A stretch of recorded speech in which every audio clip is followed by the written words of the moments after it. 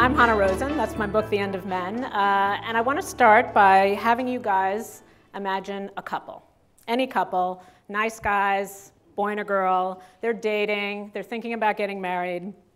You know, sweet, you'd like them. You'd be happy if they were your kids. And they're both working at the same firm. It's a computer consulting firm. And her name's Andrea, let's say, and his name is Bill. And she gets promoted a little bit faster than Bill does, and after about 5 years, she's making about $8,000 more than he is. Now, that's not a lot of money, right? I mean, it's not like a life-changing amount of money, but for some reason, it sticks in Bill's head. It's like, it bothers him a little bit. This once rare phenomenon of a woman making more than the man in her life has actually become increasingly common in America, especially among young people before they have children. And it's one of the clues that I picked up about how we are living in a new world order.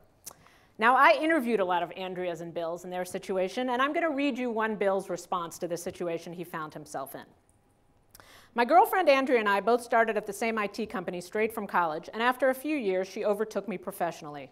I sat around thinking, maybe she had better opportunities or some great breaks, but the reality is, she worked harder, she was more organized, and she made better use of her time.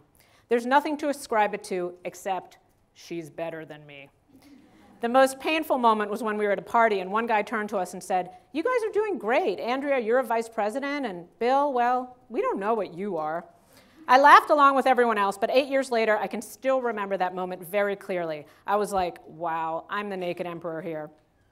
Ultimately, it's not that I wish she was less successful, it's that I wished I was less unsuccessful. It's a guy thing. It sucks to be beaten up by a woman. Maybe that sounds misogynistic, but it's hard to break that mold. This book that I wrote started out as an article in The Atlantic in 2010, and in the early days I was thinking mostly about the economy. Why is it that women have become the majority of the workforce? What happened to men during all these recessions? And are women really having an easier time adapting to this new economy? But in the 2 years since, I've started thinking much more about how this affects our lives, how this affects couples and their intimate relationships, and especially how it affects our internal sense of what it means to be a man and what it means to be a woman. You can hear in Bill's testimony that he's pretty proud of Andrea. He desperately wants to be proud of her, but something is getting in the way. Some part of him feels emasculated by this whole situation. And that's because I think he's growing up in an age where it's confusing what it means to be a man. On the one hand, our definitions of fatherhood have changed. We expect our fathers to, cook, clean, help out with the kids. And on the other hand, we have whole swaths of society and growing swaths of society where fathers don't participate in their children's lives at all.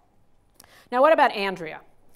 You can imagine her range of reactions. She could be really psyched and empowered, or she could feel really self-conscious, or she could feel resentful that she's the one who has to carry the load. I'm going to give you both versions of Andrea because I interviewed so many of them. Here's resentful Andrea. Since earning my law degree in 1989, I felt hunted like a deer by men as a desirable wife because of my wage-earning capability and good job. I'll never forget my good friend's husband announcing at their wedding reception, "Now that I've married a lawyer, I won't have to work anymore." And he didn't. Now here's delighted Andrea. I'm the one who's career-oriented. I don't want to come home to someone I have to compete with. Let's see who can climb the top of the career ladder, who can make the most money. I'm so sick of it. I want someone who didn't want to talk about their job all day, but who would rather go for a bike ride on the beach. So his making less money was kind of a plus for me. On the whole, I don't think any of these changes I describe are necessarily good or bad. I just think they're new and confusing. People in this country, and in fact in the whole world, are testing out historically new arrangements, and they can be scary or they can be exhilarating. And how you react, I think, largely depends on where you're from and how old you are and what your parents taught you and what generation you're from. So I recently got a letter from a guy who wrote me an email, and he said, what's your problem? The end of this, the rise of that? Like, this is all fine. What's the big deal? I'm a stay-at-home dad. I love it. Everybody thinks it's great. And I looked at his sign-off, and it turned out he was from Portland. But then, for people from different parts of the country, let's say Alabama, which is where I report one of my chapters, these whole changes between men and women can strike them as a calamity. Let's zoom out a little bit from this one couple to this town. It's called Alexander City, and it's in Alabama.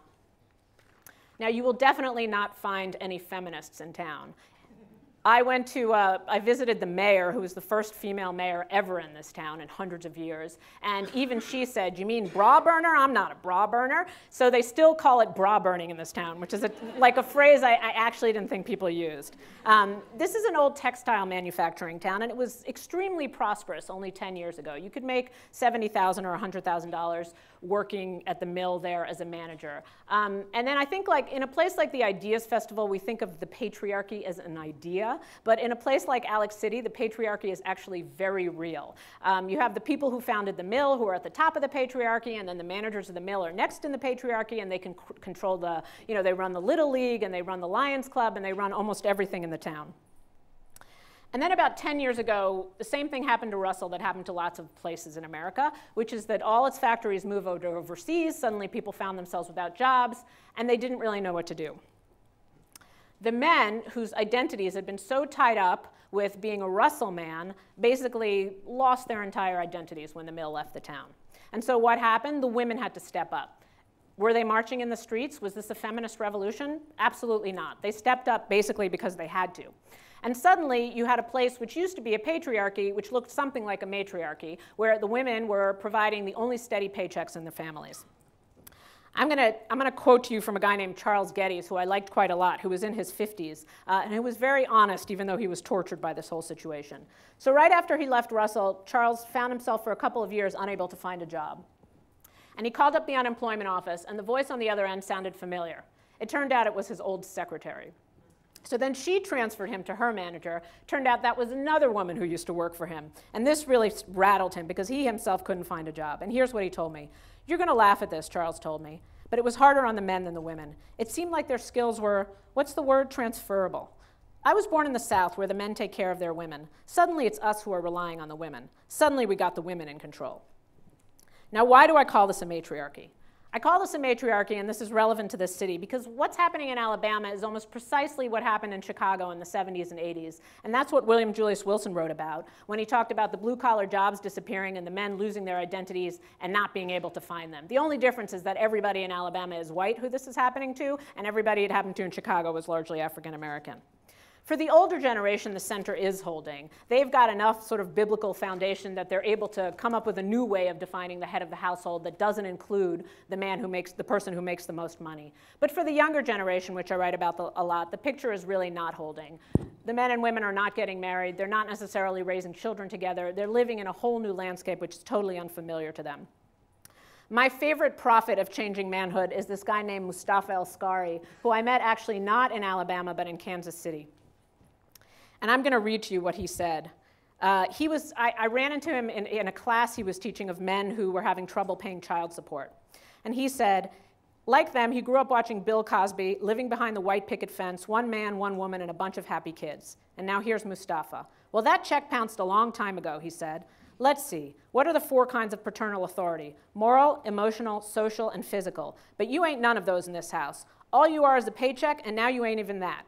If you try to exercise your authority, she'll call 911. How does that make you feel? You're supposed to be the authority, and she says, get out of the house, bitch. She's calling you bitch?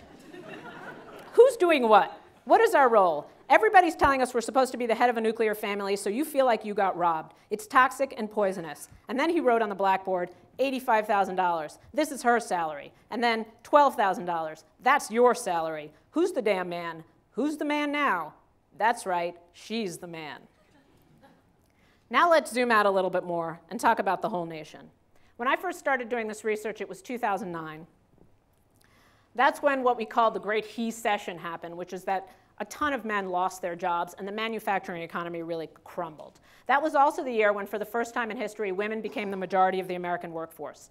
Now, if you think about it, that in and of itself is an amazing development.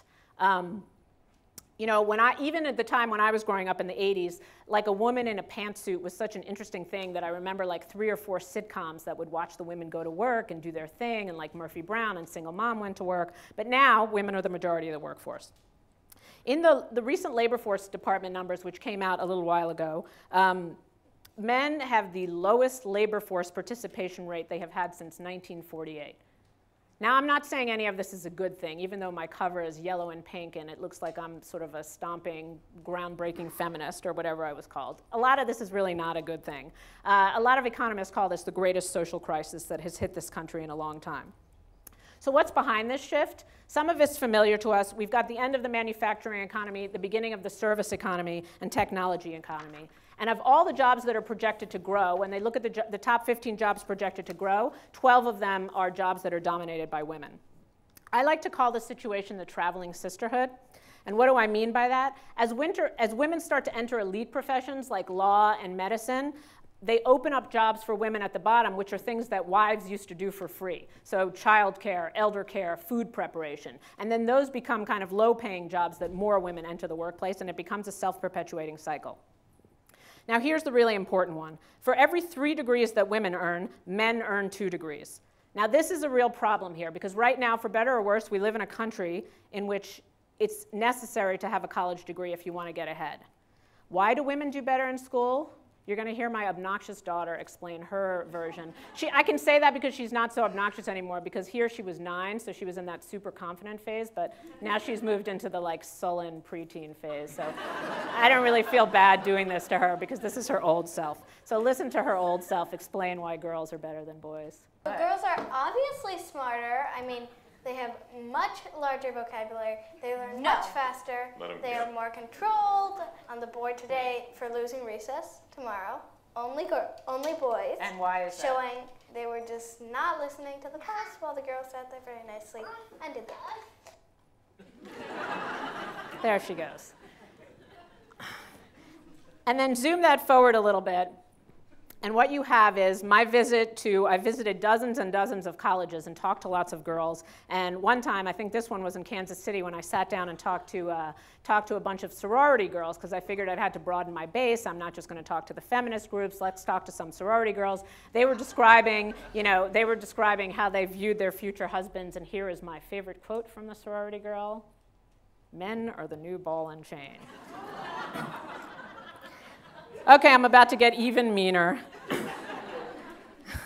And then I'll get nicer at the end. So I tried to come up with an overarching concept in this book to describe what was the difference between men and women over the course of the century. And so the only thing that occurred in my head, which many people in my audiences don't like, is this superhero duo, plastic woman and cardboard man. What do I mean by that?